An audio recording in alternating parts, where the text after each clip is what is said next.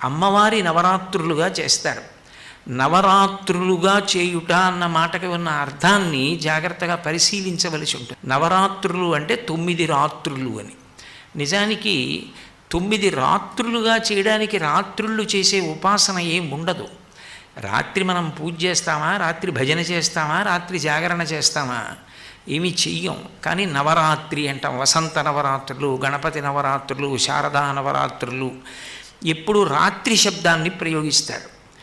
రాత్రి శబ్దాన్ని ఎందుకు ప్రయోగిస్తారు అంటే రాత్రి వేళ ఉన్న వస్తువు ఉన్నట్లు కనపడదు. అది దొంగో తెలియదు, దొంగో తెలియదు, తాడో తెలియదు, పామో తెలియదు.